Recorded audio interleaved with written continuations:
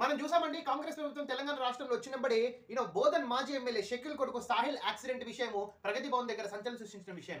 దీంట్లో సాహిల్ ని ఇన్వాలిడ్ గా అండ్ ఇంటెలిజెన్స్ గా తప్పించేందుకు పంజాగుట్ట మాజీ సీఐ దుర్గారావు చాలా పన్నాగాలు పడినట్టు ఆరోపణలు ఉన్నాయి. రీసెంట్ గా ఎస్టర్డే దుర్గారావు గారు అరెస్ట్ అయ్యారు. ప్లస్ ఇంకొకటి ఏంటంటే బోధన్ అంటే ఇక్కడ police department linking 1% to another person linkage ఏ విధంగా ఉందో మీరు అబ్జర్వ్ చేయాలి. బోధన్ సీఐ ఇంతకుముందు ప్రేమ్ కుమార్ ని ఆల్రెడీ పోలీసు వాళ్ళు అరెస్ట్ చేశారు.